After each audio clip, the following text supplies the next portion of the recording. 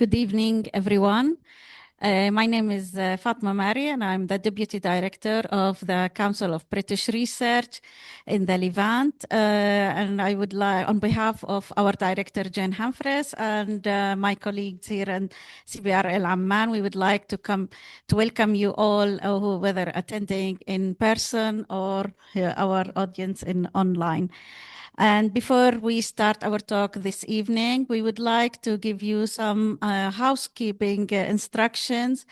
And for those who our attendees in person, I'd like just to let you, I ask you please to keep your phone silent and also to make sure that you sign our attendance sheets to make sure that to receive our CBRL our monthly CBRL newsletters, to be aware of our activities, facilities, and resources, especially the ones who are attending for the first time, as well as for those who don't like to be seen in our photos. Please make sure you contact my colleagues, Bara'a Sherman, that you don't want to be in the photograph.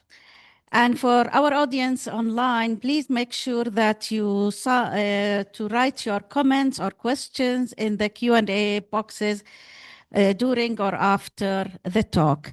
So let's come now to our talk tonight, this evening, sorry, which is entitled The Karak Castle and Town Documentation Project by our speakers, Dr. Micaela Sinibaldi, sorry, Sinibaldi for the family name. Micaela is an assistant professor at the University of Warsaw in Poland and the director of the Karak Castle and Town Documentation Project. After her PhD thesis at Cardiff University entitled Settlements in Crusader Transjordan 1100-1189, a historical and archaeological study, she has co-edited the book entitled Crusader Landscapes in the Medieval Levant, the Archaeology and History of the Latin East. I think you did more, Micaela, need to be introduce yourself too. So the stage is yours now to speak about yourself and talk about the Karak Castle here. So thank you very much, Fatma, for your kind introduction. And I am delighted to speak for the Council for the British Research in the Levant tonight, to give you an update about the current goals, methodology, and results of the Karak Castle and Town Documentation Project. And it's also lovely to see so many friendly faces tonight here in the audience and online. So I am very happy to start.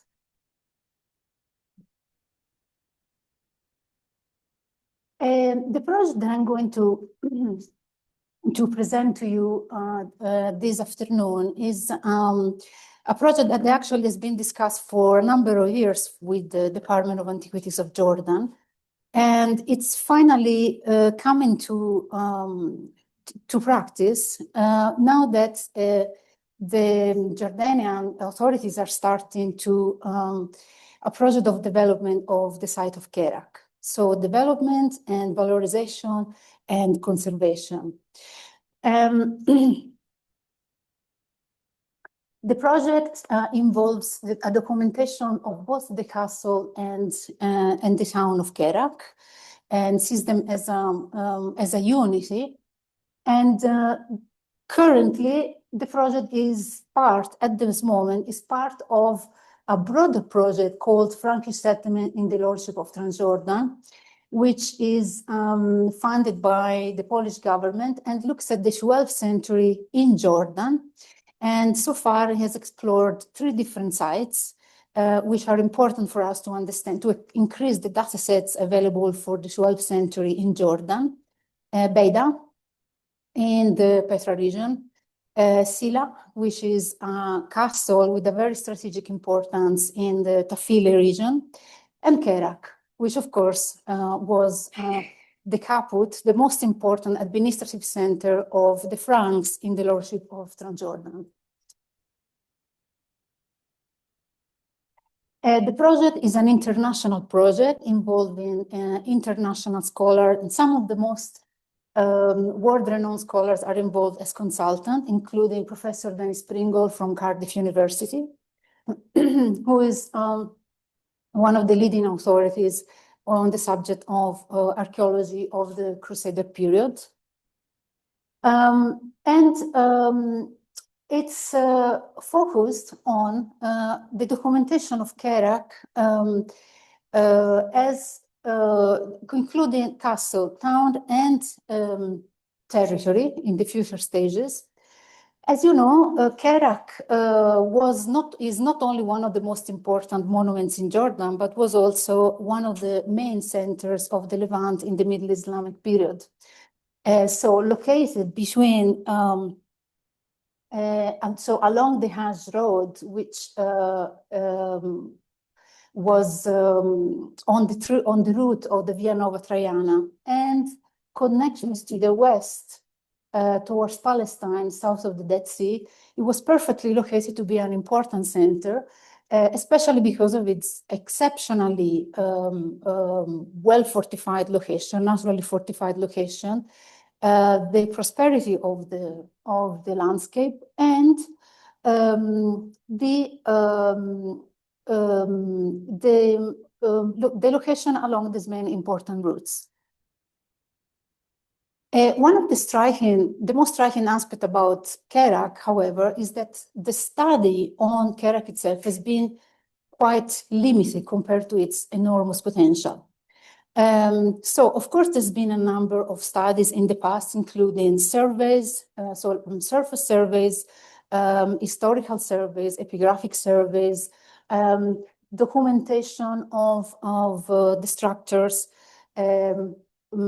general comments about the architecture, documentation of specific parts of the castle, and some excavation. However, compared to its large potential, this is still a very limited work that has been done. And above all, it's very fragmented, especially if we consider the long history of the sites. These are just some of the information that we know about the history of Karak. But however, we know that it was a significant town since at least the 9th century BC until, and its history proceeds without gaps until the modern day. So, as an archaeologist and as an expert of the Crusader and Middle Islamic period, I have some comments from my own specific angle of research, from my own experience, to try and explain why the study has been so limited especially with a focus on the Crusader period. The Crusader period actually has been traditionally linked to the idea of frontier defense and castles. And this has actually led to the association of Karak Castle mainly to the idea of a Crusader castle. So if you look at sources online and sometimes even tour guide, you hear them saying that Karak is a Crusader castle without taking into account its long and rich history. So this is part of a tradition of study. Another tradition of studies focuses a lot on architecture when a castle is involved. So there is a specific interest on the development of architecture and the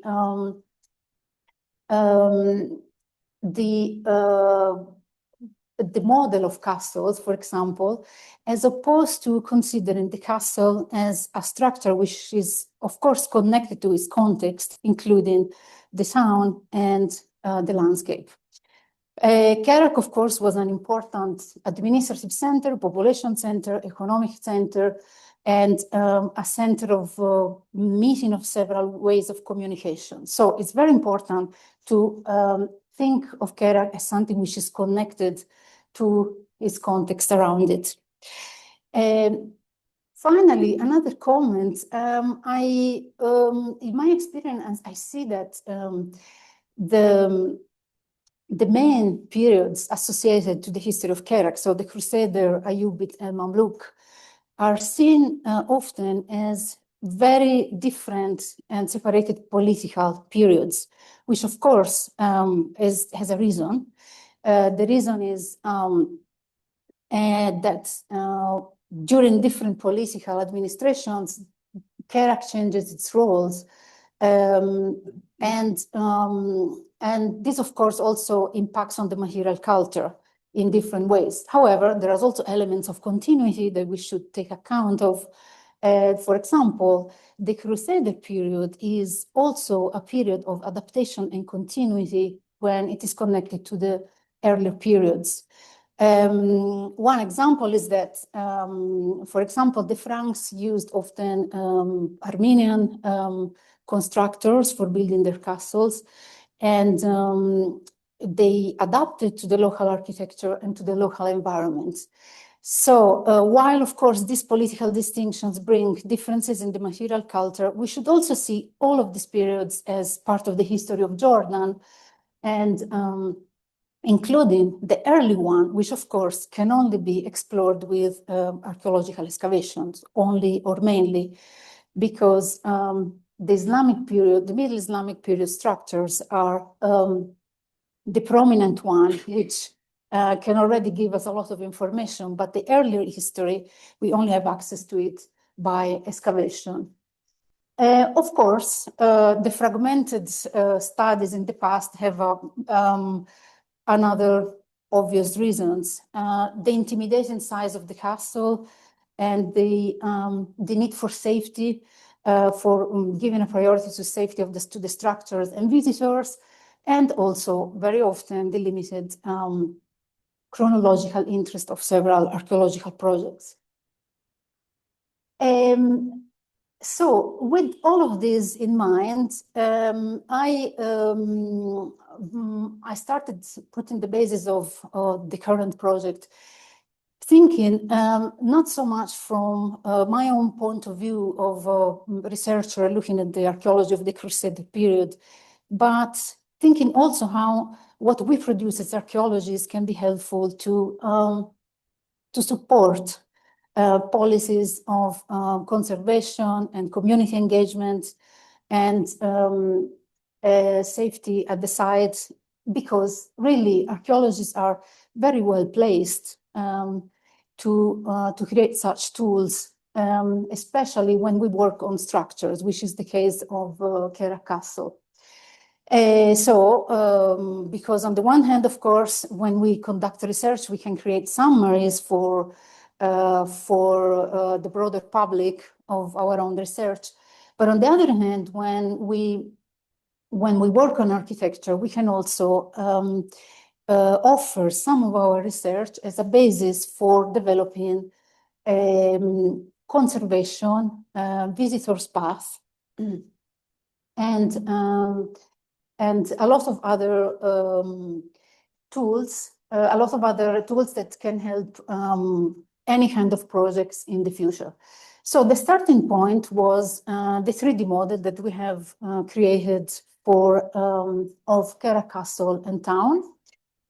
The 3D model was the person in charge of the 3D model was Bendegur Stakas from Pázmány University in Budapest.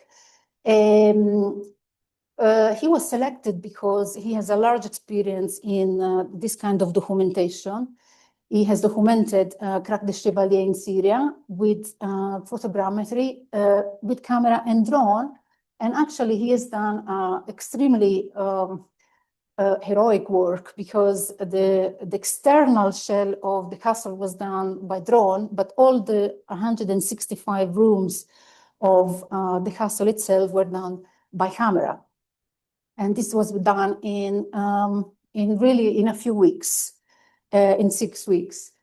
This was obtained with a very high level of precision and detail, and complete. It was a complete documentation of every single room, and also of of the town and then the castle walls. We set about 200 points. So this was the surveyor's work to anchor the control points to the Jordanian UTM grid. So as you can see, they were both outside the town area and inside, and those were used to obtain the 3D model, which of course was extremely important to document and understand such a complex structure as Karak Castle. So as some of you may know, the advantage of such a 3D model is, of course, being able to take measurements from the model itself while not on the site. So because there is almost an absence of error in this in the final product, this is very reliable to measure structures and even stone by stone. But the other advantage is, and you can see a good example here, is to understand the relationship between volumes and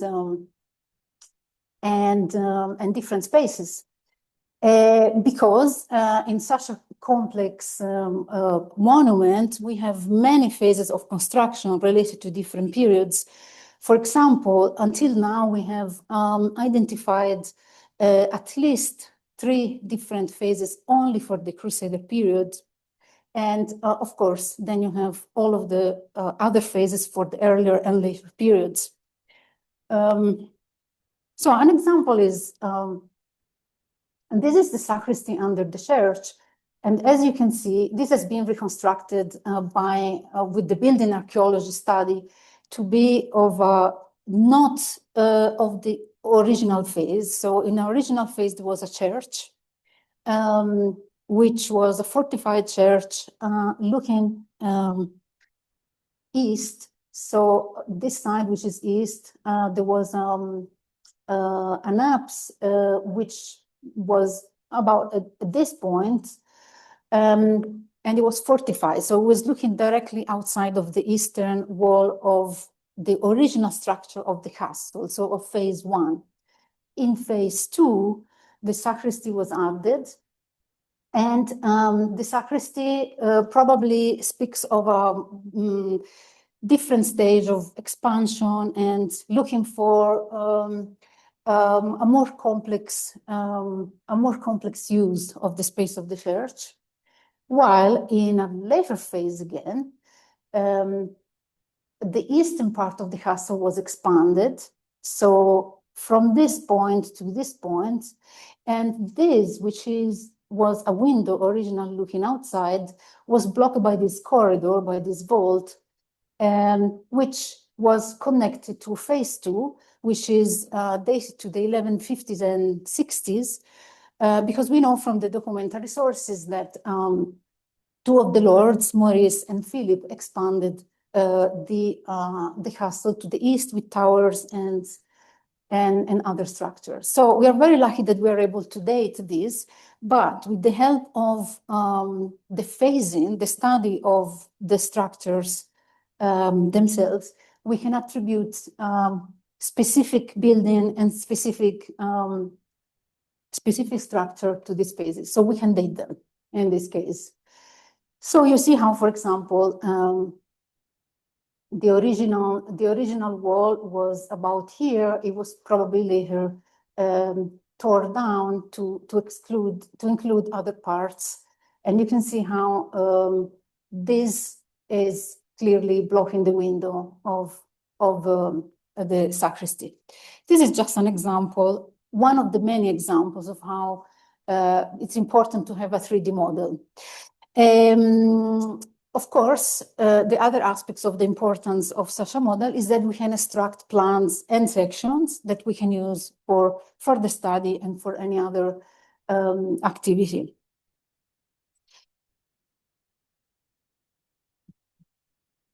And here we have an example of what has been taken out of the 3D model. This is the area which I call 200. So it's part of the expansion of phase 2. On the right-hand side, you see the former external wall of phase one. So this is where the castle actually ended at about this point. And it was later expanded on this side in order to add more structures. And as you can see, the external part has been done by drone. So we have this for all of the castle rooms.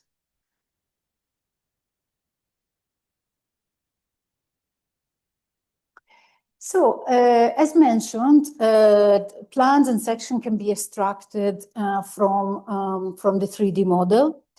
The plans sections were done by Carla Schlela, an architect who also has a lot of experience in these complex architectures and who also ran our training program.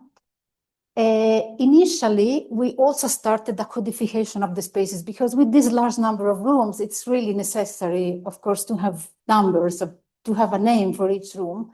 We started with the old maps available, which is the one made by the Shams almost 100 years ago. So very dated, which doesn't take account of a large amount of spaces.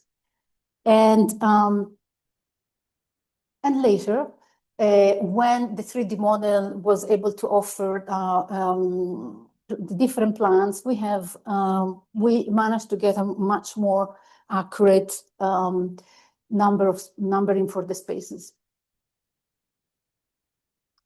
This is the original plan by the Shams. Indeed, a very good plan for the time, but done manually with very different means than today. And it was very interesting to see the difference between the old plan and the ones that we produced, because the proportions are actually relatively accurate, but they're not completely correct. But there are elements which are just very distorted in terms of space. So it was very important to have the correct measurement for them. But the main thing is that, as you can see, the map doesn't take account of a large number of spaces which have now been uncovered by the Department of Antiquities, by excavations. So, for example, this area was still completely unexplored. There was nothing there, and everything is reduced to one plan only. So we don't have the awareness of different levels, and the architect has produced 9 different levels of Karak Castle. So there is now a very different kind of documentation. You can see how, for example, this room 102, which is the sacristy I showed you before, has a very strange shape, which really we documented that is not the original one at all. Also, for example, this 102 is a very different level to 101 because it is you have to go down some of the steps to reach it. So it's flattened up in just one level. This is the old plan compared to the new one. And the 9 plans that we have produced and that the architect has produced is indeed very helpful. So, for example, some of you are probably familiar with what is called in Karak the so-called souk. So this long corridor with a number of rooms to this west. Now this is connected to the corridor, which is going under the church, and then it goes to the area that we call 200s. You can also see how these rooms along the corridor of the 200s, they have a change in shape as they go to the north, because they had to adapt to the east to the natural conformation of the terrain, and to the west to what was already there, which was the original external wall of phase 1. So indeed, these plans are very helpful for understanding better the development of the castle and the connections. This is the plan above it. So we can see here, for example, the Mamluk Tower to the south. These are rooms located under the eastern structure that nowadays you can visit, which are Crusader in chronology. So this is underneath. There was a tower located on at least 3 levels, this one. And we have realized that this level was connected to this one, the 500s, and which is again the sacristy that I mentioned before. So you see how it's interesting to see how the potential connection between different spaces at this time. This is the upper level, the one where you normally enter. So some of you maybe are familiar with the big barrel vaults entering when you enter, so the stables. And you can see how this part, for example, was not represented almost at all in the Shams map. Probably part of it was not even uncovered. So this is the area where a lot of visitors enter, the one with the presses, and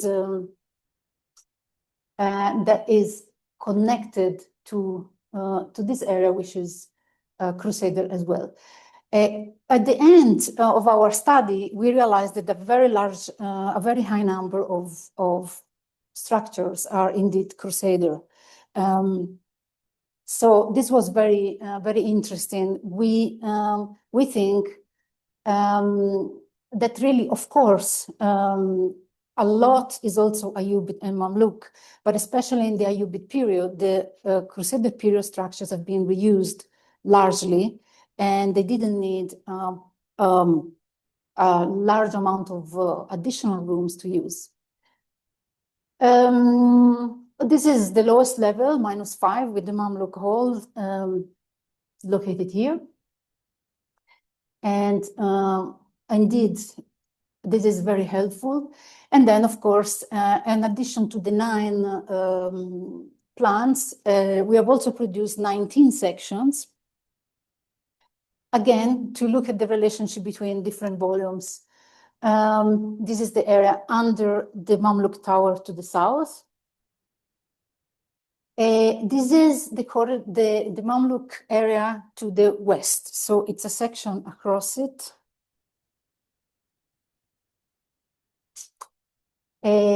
This is the so-called souk. So this is also interesting because it shows us exactly what the change of level. So here as we proceed from south to north, we see that there is a change of level in the corridor. And this is the eastern corridor, largely Crusader. And the structures that I showed you before are on this side. And you can see, for example, that the difference in level between this corridor and the areas of the church, which is higher. Now, of course, because, as mentioned, we have approached the work of documentation from the structure, which is, I think, it's how it really should be, because building archaeology is giving us a rich amount of information on the chronology, phasing, and building techniques. And then archaeological excavations, so opening trenches, can follow this phase to target specifically important points that can give us the highest amount of information. So building archaeology has been following some studies of the documentary sources, which tell us, for example, that in the 50s and 60s, the castle increased his size towards the east. Now, this is important as an important part of doing the study. It's the documentary sources, because we don't have a large amount of sources for the Crusader period. But the ones we have actually give us very precise information sometimes. So they tell us, for example, that the original entrance was to the north, and as soon as you enter the northern wall, on your left, you had the Hospitallers area. So this military order, the Hospitallers, actually resided at Karak for a few years, probably to defend the castle in exchange for having some territories. So these are just some notes that we took, but of course they're not for publication, they're working notes, but just to give you an idea of how we are working. And there is, we assign numbers to everything which can be distinguished as a stratigraphic unit, exactly in the same way that we do on archaeological excavation. And by observing the relationships of each stratigraphic unit with the others, of course, we build a sequence as it's done on archaeological excavations, and then phasing, and then we assign an absolute chronology to it, of course, with the support of the study of architecture. An example of how this is done. So, for example, we're looking at this area, which is under the eastern corridor. There is this tower, which was on 3 levels, as mentioned. And after analyzing stone by stone all of this area, we put into a Harris matrix every single stratigraphic unit which has been identified, separated, and described for its building techniques, for its phasing, and therefore they're grouped by rooms, and then eventually they're merged together and they are connected by phases. So in this way, archaeologists can, of course, reconstruct in detail the history of the castle, and assign an absolute chronology, so a specific chronology to specific parts of it, based on the architecture itself, but also on a relative chronology, so according to the relationship to other parts of the structure. And at the same time, we can also describe the building techniques, which are helpful to understand socioeconomic aspects. For example, investment of a specific rulers into the material culture of the castle, representation of power, and technology. So, for example, by mapping, in this case, the plasters are this part of this study of building archaeology. By mapping the plasters, we can both understand how they were made and give some support to potential conservation projects in the future. The plasters are not only mapped, but also sampled and analyzed in the lab. This is a Crusader period plaster characterized by this fish scale pattern, which can be seen indeed in many other examples of the Crusader period. So once they are sampled in the lab, and we do some analysis of their composition, these elements can be offered to the conservators to plan appropriate conservation strategies. This is another example of plaster, which includes pottery fragments and flat stones to anchor the finishing plaster, the wall plaster. So we have 2 different examples. So of course, this is done to anchor more solidly the last level of the wall plaster, and this has a similar function. It's just probably used in rougher areas. Like I said, Karak Castle is not separated from the town, so from its own landscape, but especially from the town itself. So one thing, of course, we have done recording by drone of the town walls. After I have conducted a survey over a season by walking around the town and discovering that some parts of the walls are actually similar to the building techniques similar to the ones we have recorded at the castle. So this is another important application of building archaeology. Once you start by focusing on safe chronology, and then you record the building techniques, then you can use this to understand the chronology of other structures. It's a bit surprising, actually, that nobody until now got interested in the town walls.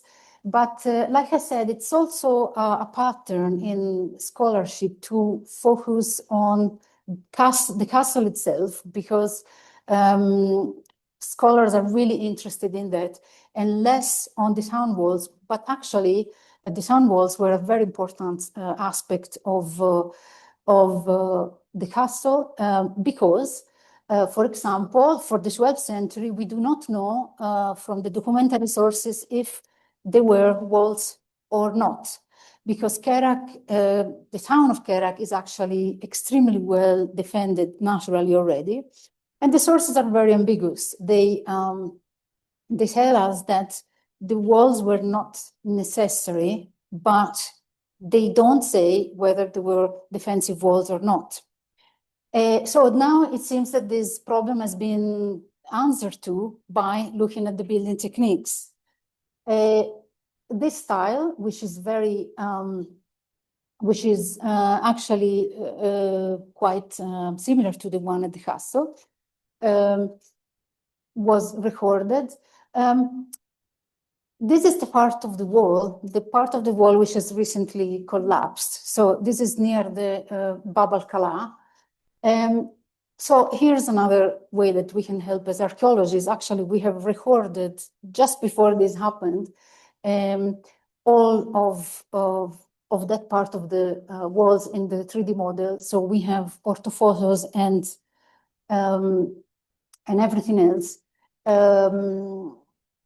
to help reconstructing the original state of the walls, which is actually the lower one. As you can see, the upper one is largely conserved.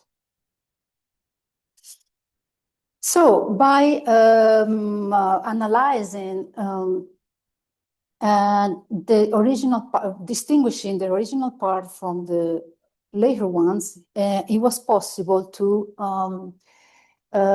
identify some parts of the original walls which are not Mamluk. They are earlier because they're simply under them. So, and some of these segments, for example, this one, they're quite well hidden. So there is not really obvious. This, for example, is a Mamluk tower, and this is an early part of the wall where the Mamluk tower is actually covering it. So it is helpful to look at the phasing. Now, because we've been looking at room by room and stone by stone, although it's not really strictly our job to do a damage assessment, we've been recording the problems that we saw, the issue that we saw in the castle, because we spent a lot of time there and we recorded everything. So we are hoping to be helpful in this way to the Jordanian authorities who are planning conservation, to point at the most urgent problems in the castle. So there is natural damage, there is anthropic damage, there is some parts are really very fragile and dangerous. And also we have included some recommendations starting from the castle chapel, which is really in need of conservation at the moment. Now, conservation at the castle chapel started on the vault because it was so dangerous that it was closed to visitors. So this is very, very positive because one day, hopefully, we can continue excavation inside the chapel and offer the experience to visitors and who can see the chapel in their original state. So here the vault is particularly fragile. Also there are earthquake cracks. So we have done some of that work as well. Areas which are more dangerous for danger of collapse. Original plaster in purple.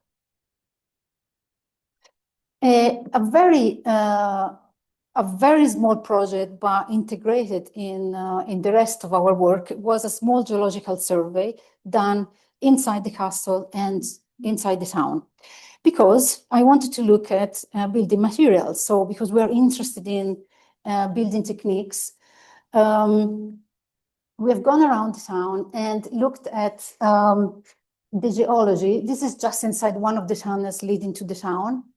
And we have concluded that most of the building material for the Crusader phases, which are the ones analyzed until now, comes from the castle itself or the town.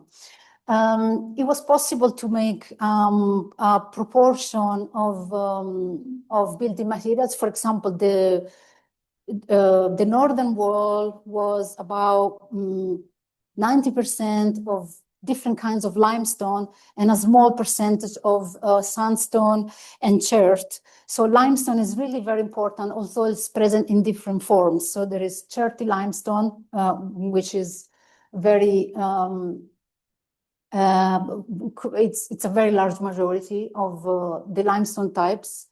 And it has been concluded that the material came from really nearby, which really makes sense because, for example, the northern and the southern moats were cut into the natural rock, and that material was probably used also for constructions at the castle. We've also done training. So Carla has trained the DOA staff from Karak in photogrammetry, so they learn to do photogrammetry on structures and objects from the museum. And this is an extension of what I always try to include in my project, which is training of graduates in archaeology or students, so that they can take opportunity of our work in Jordan. And I intend to continue to offer it because this is, I think we should share opportunities. Finally, there was a campaign of excavation last November in cooperation with the Jordanian, with the Department of Antiquities. We have opened a small square inside the church, and the interest of the Department of Antiquities was to identify and put in safety this wall. But actually, our interest was to test the potential of archaeological potential of the church. So we have discovered that the church level, the original church floor, was about 3.5 meters under the current level. So it's a very, very high vault, a very high church.